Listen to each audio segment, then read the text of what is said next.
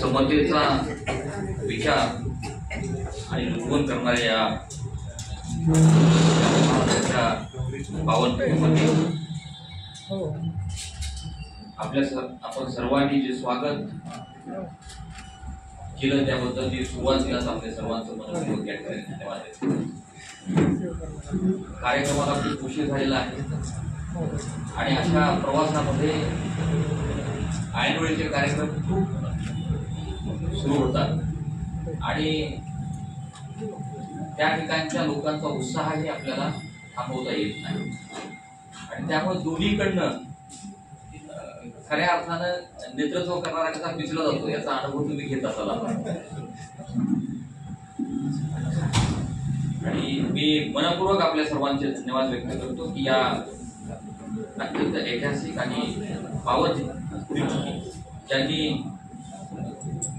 आरक्षणाची उर्मिळ डोळली, आरक्षणाचा मार्ग दाखवला आणि विशेषतः डॉक्टर बाबासाहेब आंबेडकरांना त्यांची शिष्यवृत्ती सुरुवात करून शिक्षणासाठी मदत केली आणि त्याच डॉक्टर बाबासाहेब आंबेडकरांनी या देशाला राज्यघटना दिली. त्यामुळे ही या नगरीचं अनन्यसाधारण महत्व आहे आणि म्हणून मला सुद्धा आपल्या सर्वांना भेटताना आणि या ठिकाणी आपल्या सर्वांचं मनोगत ऐकताना खूप आनंद होतो. या ठिकाणी ज्यांनी या कार्यक्रमाचं आयोजन केलं ते राज्य पत्रकार संघाचे जिल्हाध्यक्ष, पश्चिम विभागाचे कार्याध्यक्ष बाजीराव फरकाटे, या ठिकाणचे समन्वयक तानाजी पवार, उपाध्यक्ष त्याचबरोबर सुरेश पाटील, कार्याध्यक्ष आनंदराव वायरंडे यांचा आता आपण सत्कार केला, आर.वाय. पाटील, शिवाजीराव पाटील आणि माझ्या बरोबर जे प्रवास करतायत ते राजेश सरचिटणीस विश्वासराव आरोटे, ज्यांनी या ठिकाणी मनोगत व्यक्त केलं आणि करवीर तालुका पत्रकार संघाच्या वतीने या यात्रेला पाठिंबा दिला ते SP चौगुले साहेब, त्याचबरोबर या ठिकाणी ज्यांनी मनोगत व्यक्त केलं आता ते रमेश डोंगरेजी, अशोक पाटीलजी, ज्येष्ठ पत्रकार, त्यांनी या ठिकाणी ज्या भावना आहेत त्या व्यक्त केल्या. आणि एक गोष्ट प्रामाणिकपणे मी या ठिकाणी कबूल करतो, त्या उद्देशाने ही यात्रा सुरू केली होती. त्या यात्रेचा उद्देश आज तुमचे मनोगत ऐकल्यानंतर पूर्ण झाला असं मी या ठिकाणी अत्यंत नम्रपणे आपल्यासमोर कबूल करतो. आपल्या प्रश्नांबद्दल आपण बोलल्याशिवाय आपली व्यथा कोणी ऐकणार नाही ही वस्तुस्थिती आपण समजून घेतली पाहिजे. ही सुरुवातीपासून आमची भावना आणि म्हणून अशोक पाटील सरांनी सांगितलं की पूर्वी 400 रुपयाच्या मानधनावर काम करत होतं, आजही काही परिस्थिती फारशी बदललेली नाही. ही वस्तुस्थिती आपण आपल्या क्षेत्रामध्ये जी वस्तुस्थिती आहे ती वस्तुस्थिती बोलल्याशिवाय, व्यक्त झाल्याशिवाय ती इतरांना समजणार नाही हे स्पष्ट आहे. आणि म्हणून आपल्याकडे मराठीमध्ये म्हण आहे, सख्खी आई सुद्धा रडल्याशिवाय दूध देत नाही. आणि म्हणून गेली अनेक वर्ष लोकशाहीमध्ये चौथा स्तंभ मानलं गेलेलं या व्यवस्थेकडं दुर्लक्ष का झालं याचं उत्तर या यात्रेतनं शोधण्याचा आपण प्रयत्न करतो. लोकशाहीमध्ये जर चौथा स्तंभ म्हणून याचा उल्लेख केला जात असेल तर मग बाकीच्या 3 स्तंभांना ज्या सुविधा आहेत त्यातली 1% नाही, -1% तरी सुविधा या स्तंभाला आहे का, हा प्रश्न कधीतरी आपण आपल्याला विचारावा लागेल आणि त्यानंतर मग हा प्रश्न व्यवस्थेला विचारावा लागेल. आता ज्या पद्धतीनं या ठिकाणचे ज्येष्ठ पत्रकार अशोक पाटील यांनी या ठिकाणी एक मुद्दा उपस्थित केला की पेन्शन योजना काय झाले, पेन्शन योजनेचं बाळशास्त्री सन्मान योजना या नावाने राज्य सरकारने 60 वर्षावरच्या ज्येष्ठ पत्रकारांसाठी 20,000 रुपये महिन्याची पेन्शन योजना सुरू केलेली आहे, जाहीर केलेली आहे, जीआर सुद्धा निघालेला आहे. मात्र त्याची अंमलबजावणी होते का आणि ती योजना गरजवंत असणाऱ्या ज्येष्ठ पत्रकारांना तिचा लाभ होतो का, हा खरा प्रश्न आहे. आणि याच्या दरम्यान अनेक ठिकाणी ज्येष्ठ पत्रकारांनी आपल्या वेदना आणि व्यथा उपस्थित केल्या, मांडल्या. ही योजना सुरू झाली, सरकारने या योजनेचा जीआर काढला, पण त्या जीआर मध्ये काही अटी टाकल्या. या अटी अशा आहेत की ग्रामीण भागातल्या, शहरी भागातल्या ज्या गरजवंत ज्येष्ठ पत्रकार आहेत त्यांना या योजनेचा लाभ मिळणारच नाही. पण योजना फक्त जाहीर करून या वर्गाची दिशाभूल करण्याची, फसवणूक करण्याची पद्धत कशासाठी. आणि म्हणून 5-5 वर्ष संभाजीनगर मध्ये एका मान्य ज्येष्ठ पत्रकारांनी उभा राहून सांगितलं की 5 वर्ष झाला माझा प्रस्ताव या योजनेअंतर्गत दाखल आहे, त्रुट्यांमध्ये काढला जातो. मला अनेक उदाहरणं माहित आहेत की 60 वर्षानंतर प्रस्ताव दाखल केले गेले, मात्र हे प्रस्ताव त्रुट्यांमध्ये ठेवले गेले आणि त्या प्रस्ताव मंजूर होतील, आपल्याला पेन्शन मंजूर होईल या आशेवर अनेक पत्रकारांचा मृत्यू झाला. पण ही व्यवस्था या वर्गाकडे बघणार आहे का नाही, इतकं दुर्लक्ष या व्यवस्थेचं या वर्गाकडे कशासाठी आहे. आणि म्हणून आपल्या प्रश्नांसाठी आपण बोललं पाहिजे. आपण बोलल्याशिवाय, आपण मांडल्याशिवाय लोकशाहीच्या व्यवस्थेमध्ये आपलं गाणं कुणीही ऐकत नाही, तुम्ही माध्यमातले असलात तरी.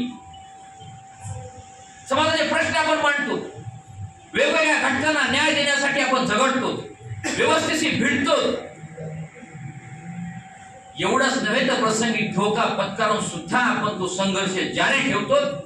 अनेकांनी यासाठी धोका पत्करलेला आहे, अनेकांवर हल्ले झालेले आहेत, अनेकांना यासाठी मोठं नुकसान सहन करावं लागले, तरी पण पत्रकार प्रामाणिकपणे काम करतच आहेत. असं असताना सुद्धा व्यवस्था जर या वर्गाकडे बघत नसेल तर व्यवस्थेचं लक्ष वेधून घ्यावं लागणार आहे की नाही, हा खरा सवाल आहे. आणि म्हणून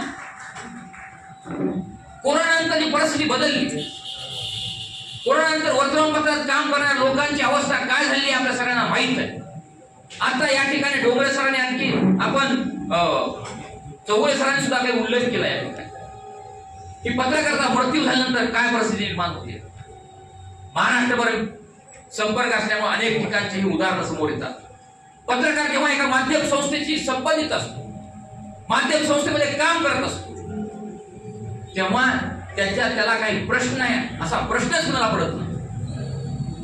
आणि सगळी व्यवस्था अशा पद्धतीने आहे की वर्तमानपत्रातल्या आणि माध्यम क्षेत्रात काम करणाऱ्या लोकांना कुठलाच प्रश्न नाही. पण माध्यम व्यवस्थेमध्ये काम करणारे लोक सुद्धा कुटुंबाचा घटक आहे, त्यांना सुद्धा कुटुंब आहे, त्यांना सुद्धा काही जबाबदारी आहे. पत्रकार आहे म्हणून पेट्रोल पंपावर कोणीही फुकट पेट्रोल देत नाही, त्यासाठी पैसेच लागतात. आणि म्हणून ज्या ज्या राष्ट्रामध्ये स्थानिक पातळी, जिल्हा, तालुका, गाव पातळीवरची माध्यम व्यवस्था, वर्तमानपत्र असतील त्या ठिकाणची वेगळी माध्यम व्यवस्था असेल, ती माध्यम व्यवस्था आर्थिक आणि सामाजिक पातळीवर सक्षम आहे, त्या ठिकाणची लोकशाही अधिक बळकट आहे.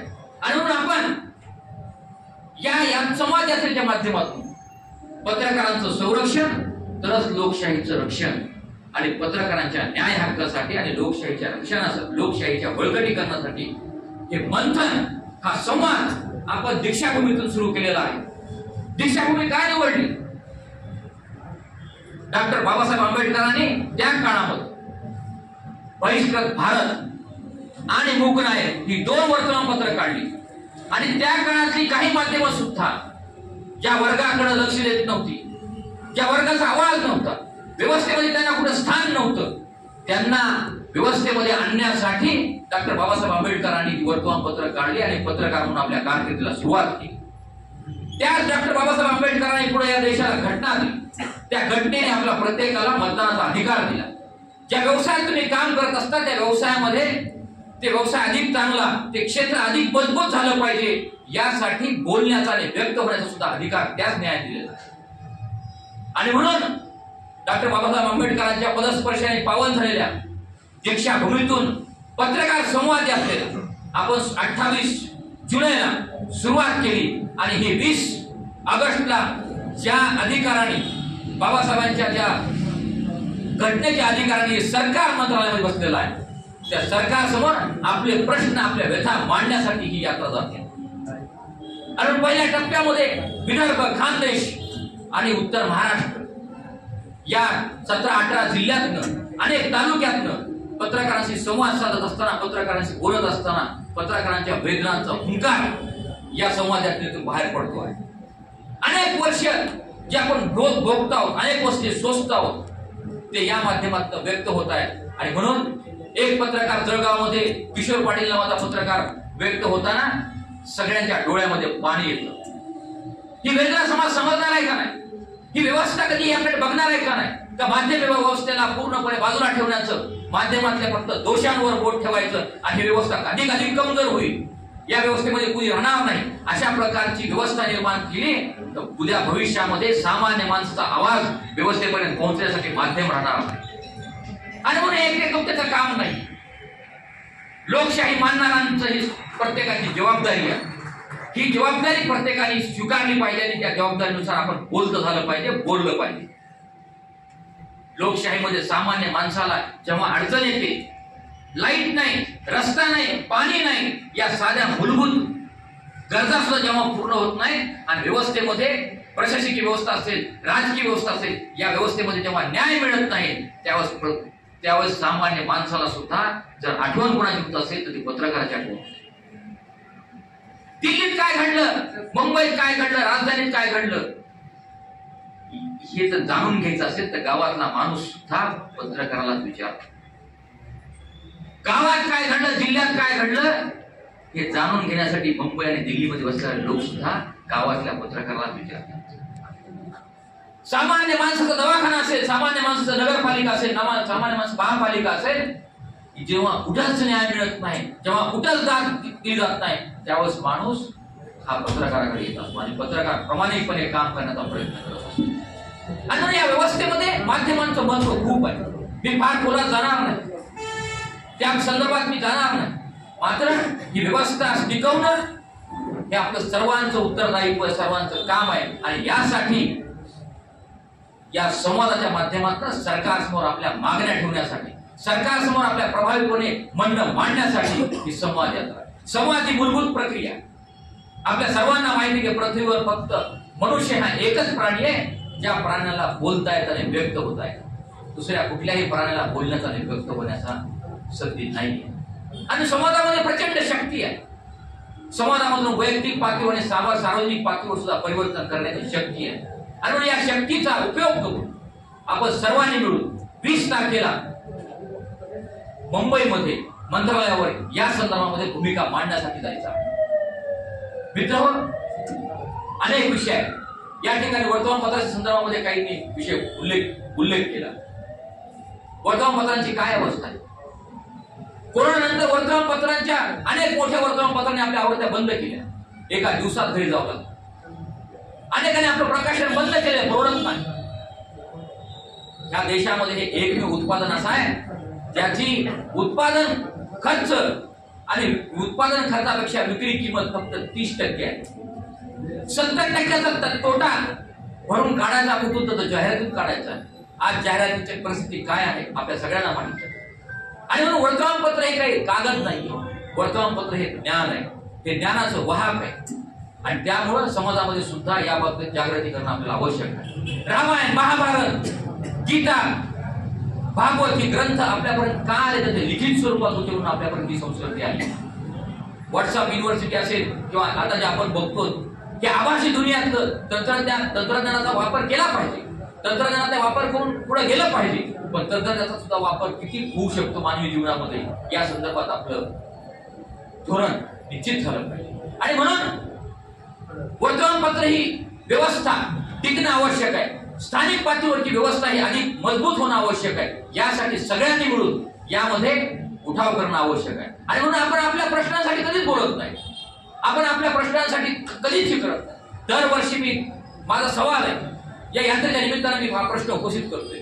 दरवर्षी केंद्र सरकारचा अर्थसंकल्प जाहीर होतो, दरवर्षी राज्य सरकारचा अर्थसंकल्प जाहीर होतो. आपण वर्तमानपत्रामध्ये इतकी वर्ष काम करतो, या अर्थसंकल्पामध्ये कोणत्या घटकाला काय मिळालं, कोणत्या घटकाला काय मिळालं या संदर्भात आपण पानं भरतो, त्या घटकांच्या मुलाखती घेतो, त्या घटकांबद्दल आपण इतकं पोटतिडकीने सांगतो की या घटकांना मागच्या वर्षी होतं पण या वर्षी कमी झालेलं बजेट आहे.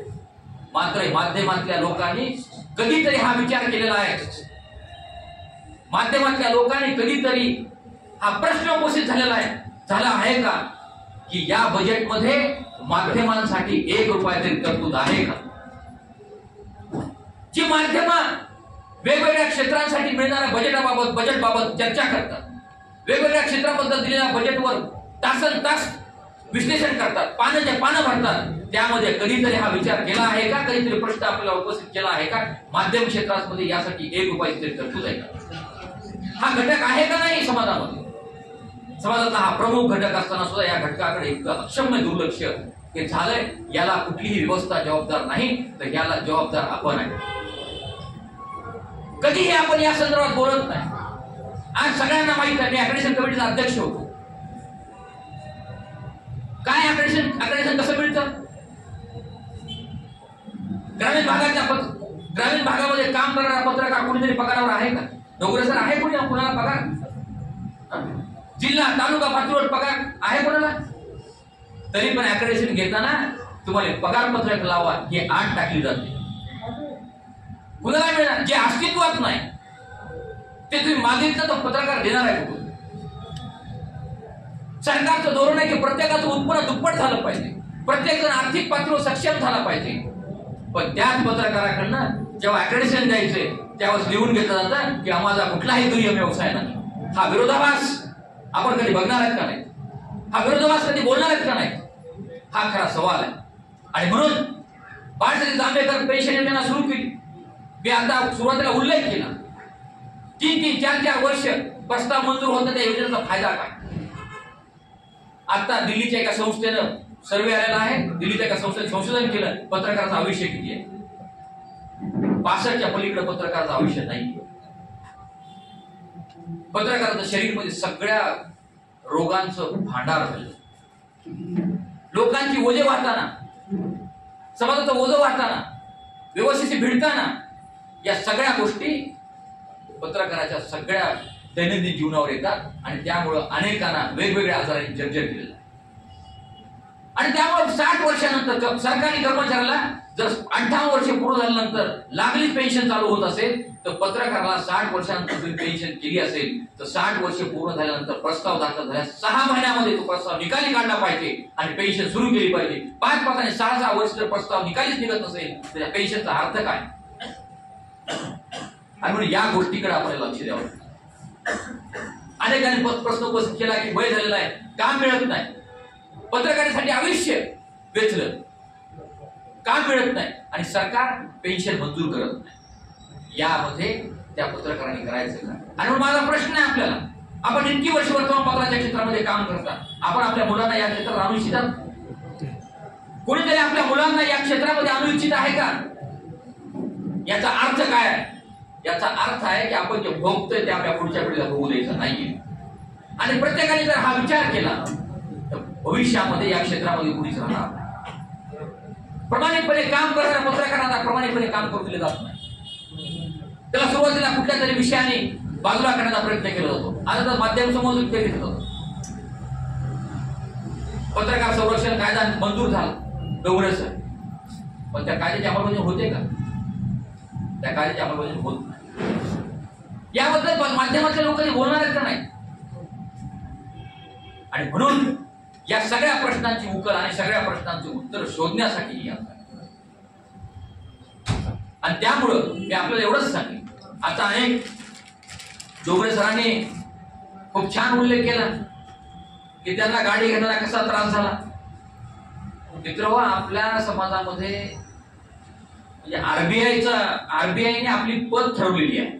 म्हणजे पत्रकार, पोलीस आणि वकील या तीन घटकाचं, या तीन क्षेत्रामध्ये काम करणाऱ्या व्यक्तींची इतकी पद आहे की आरबीआयच असं आहे, बँक कुठलीही बँक यांना त्यांच्याकडे कोणत्याही बँकेमध्ये तुम्ही गेलात की ते इतका सन्मान करतात आपला, या चहा पाणी सगळं करतात आणि फक्त म्हणतात तुम्हाला कर्ज देणं काही आम्हाला शक्य होणार. बरोबर. त्याचं मुख्य कारण काय? त्याचं मुख्य कारण वर्तमानपत्र हे व्यवसाय. त्याचे उत्पादन खर्च 10 रुपये आणि विक्री किंमत 2 रुपये. जर तुमच्याकडे 8 रुपये तोटा भरण्याची क्षमता आहे, तुम्ही कर्ज घेता कशाला? बरोबर आहे. बाजारामध्ये पद हे तुमच्या व्यवहारावर, आर्थिक पद जे तुमच्या व्यवहारावर, तिथं व्यवहार चालतो आणि म्हणून तुम्हाला मान सन्मान मिळत असेल, मात्र आर्थिक पातळीवर मात्र विवंचना आहे आणि ही विवंचना दूर करायची असेल तर सरकारने या बाबतीत भूमिका घेणं आवश्यक आहे, धोरण ठरवणं आवश्यक आहे.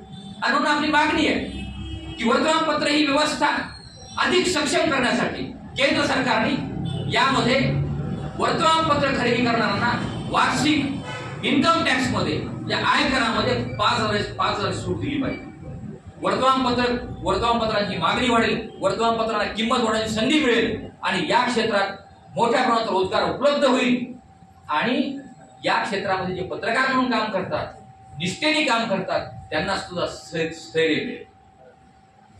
यासाठी आपण सगळ्यांनी मिळून प्रयत्न करणार. सरकारकडे मागणी आपण अशीच करत नाही.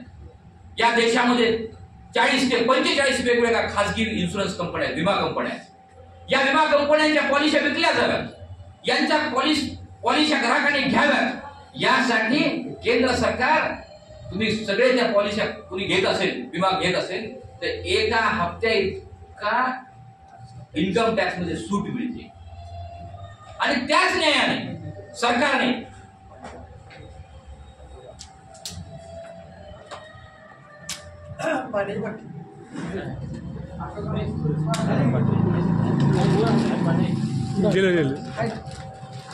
सरकारने त्याच न्यायाने सर ह्या देशभरामध्ये 35,000 कोटीचा इंडस्ट्री, पण कोरोना नंतर या वर्तमान क्षेत्राची खूप दयनीय अवस्था आणि म्हणून सरकारने या संदर्भात निर्णय घेणं आवश्यक आहे. त्यासाठी आपण सगळ्यांनी बोलणं आवश्यक आहे. दुसरा, राज्य पातळीवरचा निर्णय सरकार प्रत्येक ग्रामपंचायत दरवर्षी, आपण अनेक ग्रामपंचायत समोर असाल, दरवर्षी वार्षिक आराखडा तयार करतात. त्यामध्ये गाव तिथं ग्रंथालय, वाचन संस्कृती वाढली पाहिजे हे सरकारचं धोरण आहे, पण त्याची अंमलबजावणी होते का? आणि मग त्यामध्ये स्थानिक वर्तमानपत्र खरेदी करण्यासाठी 10,000ची तरतूद करा, अशी एक आपली मागणी आहे. त्या मागणीसाठी प्रत्येकाने बोललं पाहिजे, ग्रामपंचायत सांगितलं पाहिजे. या सगळ्या मागण्या, या मागण्यांवर आपण चर्चा केली पाहिजे, प्रत्येकाने बोललं पाहिजे. कोण मांडतंय ह्यापेक्षाही प्रश्न आपले आहेत का नाही, हा विचार, हा प्रश्न आपण आपल्याला केला पाहिजे. आणि म्हणून माध्यमातल्या लोकांनी या संदर्भामध्ये भूमिका घेणं आवश्यक आहे, तरच ही व्यवस्था तुमच्याकडे लक्ष देऊ शकते. मी एवढंच सांगेल, लोकशाहीमध्ये सामान्य माणसाचा आवाज, कार्यकर्त्याचा आवाज जर बुलंद ठेवायचा असेल, व्यवस्थेपर्यंत जर टिकवायचा असेल तर ही माध्यम व्यवस्था सक्षम होणं आवश्यक आहे. या देशाच्या सर्वोच्च न्यायालयाचे न्यायाधीश असो, या शहरातला एखादा सामान्य कर्मचारी असो, या सिस्टममधला कुणीही व्यक्ती असो, ज्यावेळेस त्याच्यावर अन्याय होतो आणि त्याला ज्यावेळेस वाचा फोडायची असते त्यावेळेस तो माध्यमाकडे येत असतो.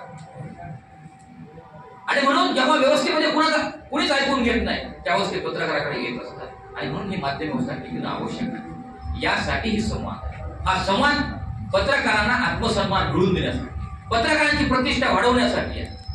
फक्त दोषांवर बोट ठेवून या क्षेत्राला कमजोर करण्याचं, या क्षेत्रातून चांगल्या माणसाला बाहेर काढण्याचं जे पद्धत सुरू झालेली आहे त्याला बंद करण्यासाठी आपल्या सर्वांना बोलावं लागणार आहे. हे आपण बोलल्याशिवाय यामध्ये कुठलेही परिवर्तन होऊ शकत नाही. आणि म्हणून मी या ठिकाणी एवढंच सांगेन की या करवीर नगरीतून आज आपल्या सर्वांनी ज्या पद्धतीने ज्या उत्साहाने आपण स्वागत केलं, मला विश्वास आहे की या तुमचं स्वागत, तुमचा उत्साह ही एक शक्ती आहे आणि या शक्तीचं रूपांतर सरकारच्या समोर जेव्हा होईल तेव्हा सरकार व्यवस्था पत्रकारांच्या, सामान्य पत्रकारांच्या प्रश्नांकडे संवेदनशीलते पाहिजे. सरकार सध्या दयाळू आहे. डोंगरे सर अनेक तुम्ही विषय केला, अनेक घटकांना त्यांनी न्याय देण्याची भूमिका घेतली आहे. सरकार जर सगळ्या घटकांना न्याय देण्याची भूमिका घेत असेल तर पत्रकार सुद्धा या समाजातला एक घटक आहे हे ग्रहित करून या घटकाला न्याय देण्याची भूमिका घेतली पाहिजे हे सांगण्यासाठी ही यात्रा. आणि म्हणून सरकार जर प्रत्येक घटकाला केवळ मतांच्या गठ्ठ्यांचा विचार करून जर न्याय देण्याची भूमिका घेत असेल तर पत्रकार सुद्धा मतदार आहे आणि त्याला सुद्धा मताचा अधिकार आहे आणि त्याच्याकडे सुद्धा मतं आहेत हे आता सांगण्याची वेळ आपल्या समोर आली. हे आपल्याला करावं लागणार आहे, हे आपल्याला सांगावं लागणार आहे, हे आपल्याला बोलावं लागणार आहे, तरच आपल्याकडे लक्ष जाऊ शकणार. आणि म्हणून डोंगरे सरांनी या ठिकाणी आमच्याकडच्याच एका कवीची 2 पंक्ती सांगितल्या. मुकुंद राजपंखे त्यांचं नाव आहे, बरोबर. जुन्या जळमटांना जाळले पाहिजे, घर पुन्हा नव्याने बांधले पाहिजे. लोकही येतील धावून तुमच्या हाकेवरती, फक्त तुमचे वागणे चांगले पाहिजे. आणि त्यामुळं जे काय पूर्वी झालं, जे काही आपल्या पूर्वजांच्या या क्षेत्रातल्या लोकांनी जे काय केलं ते धोरण कोणतं होतं, कसं होतं, यापेक्षा आता वर्तमान परिस्थितीमध्ये आपण काय केलं पाहिजे यावर आपलं लक्ष केंद्रित करणं आवश्यक आहे. तरच या क्षेत्राचं सोल्युशन होईल. म्हणून लोकशाही जर बळकट करायची असेल, लोकशाहीचं रक्षण करायचं असेल, ही व्यवस्था जर टिकवायची असेल तर आपल्याला माध्यम व्यवस्था अधिक सक्षम करावी लागणार आहे. आणि सरकारचं उत्तरदायित्व आहे. आपण सरकारकडे वेगळं काही मागत नाही. जे न्याय आहे, आपण समाजातला घटक आहे, समाजातले नागरिक आहे, मतदार आहे आणि त्यानंतर पत्रकार आहे, ही भूमिका समजून सांगणं आवश्यक आहे. तरच सरकार याकडे लक्ष देऊ शकतं. आणि म्हणून मी आपल्या सर्वांना आरोग्याच्या सुविधेबद्दल सांगितलं. जेव्हा तुम्ही 3 पत्रकारांच्या संदर्भात सांगितलं, राज्यभर ही परिस्थिती आहे. पत्रकाराचा जेव्हा मृत्यू होतो, अपघात होतो, तेव्हा त्याचं कुणीच नसतं. जेव्हा जेव्हा अशा घटना घडल्या राज्यभरातल्या, तुम्ही उदाहरण घ्या, कुणीही आलेलं नाही, फक्त पत्रकारच येतो. पण मध्यंतरीच्या काळामध्ये अलीकडे सुद्धा अनेक वर्तमानपत्रात, मोठ्या माध्यमांमध्ये काम करायला लोक सुरुवातीला असं म्हणतात की मला कुठल्या संघटनेची किंवा कुठल्या याच्याशी मला सामील व्हायचं नाहीये. पण जेव्हा जेव्हा त्यांच्यावर संकट येतं, जेव्हा जेव्हा अडचणी येतात, तेव्हा त्यांना पहिल्यांदा आठवण कोणाची असेल तर संघटनेत काम करण्याचा देखील ही संघटनेचा विश्वास आहे, ही संघटनेची ताकद आहे, संघटनेमध्ये शक्ती आहे. आणि म्हणून पत्रकार हे जे संघटन आहे, हे संघटन काही मिळवण्यासाठी नाही, आपले प्रश्न सोडवण्यासाठी आहे. प्रत्येकाचे प्रश्न यात सुटले पाहिजे. आपण सुद्धा कुटुंबाचे प्रमुख आहे, आपल्यावर सुद्धा जबाबदारी आहे. का नाही? घरांचा प्रश्न, पत्रकारांच्या घरांचा प्रश्न किती दिवसापासून चालू आहे? कुठलीच योजना आहे या देशामध्ये, या राज्यामध्ये पत्रकारांसाठी एक तरी योजना आहे का? हा प्रश्न कधीतरी आपण आपल्याला विचारणार आहे का? नाही का फक्त सरकारने या घटकासाठी योजना दिल्या, या घटकासाठी योजना दिल्या, त्या दिल्याच पाहिजे. ते आपल्या लोकांपर्यंत पोहोचणं आपलं कामच आहे, ते आपण स्वीकारलेलं आहे. पण त्यामध्ये कधीतरी आपण हा विचार करणार आहेत का नाही की या आपल्यासाठी काही आहे का नाही? आणि जर आपण सक्षम नसू तर लोकांचे प्रश्न कुठे मांडणार आहे? आणि त्यामुळं या सर्व गोष्टींचा मी आपल्याकडे जे अपील दिलेलं आहे त्यामध्ये बहुतांशी मागण्यांचा उल्लेख आहे. काय चाललंय राज्य व्यवस्थेमध्ये? मेरी दुश्मनी अंधेरों से है, मैं दिया हूं मेरी दुश्मनी अंधेरों से है, खामोखा हवाएं खिलाफ है, उन हवाओं को बताओ तुमने बहुत से दिए बुझाए हैं, एक बार इस दिए को जला के दिखाओ. याचा अर्थ इतकाच आहे की ज्यांना कोणाला असं वाटतं की संवाद यात्रेच्या माध्यमातून काय होणार आहे. तर संवाद यात्रेच्या माध्यमातून जो अंधेरा आहे, जो आपल्यामध्ये आहे,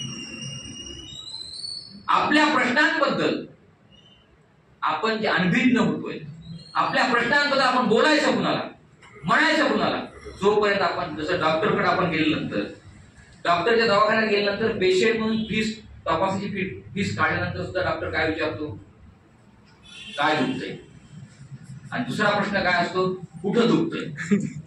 बरोबर आहे बरोबर आहे. आणि मग त्याला सांगितलं ना डाव्या हाताला दुखतंय, पोटात दुखतंय, पायात दुखतंय, मग तिथे ट्रीटमेंट सुरू होते. व्यवस्था ही अशी असते, जोपर्यंत तुमचं दुखणं तुम्ही सांगणार नाही तोपर्यंत कुठल्याही व्यवस्थेचा डॉक्टर तुमच्यावर विलास करणार नाही. आणि म्हणून हा विलास करावा यासाठी प्रत्येकाने आपलं दुखणं सांगावं. की लोकशाहीसाठी आज स्वातंत्र्य दिन आहे. स्वातंत्र्य दिनाचा वर्धापन दिन आपण साजरा करतोय. आपल्या सर्वांना त्या बाबतीमध्ये शुभेच्छा मी व्यक्त करतो. पण स्वातंत्र्य अबाधित राहिलं पाहिजे.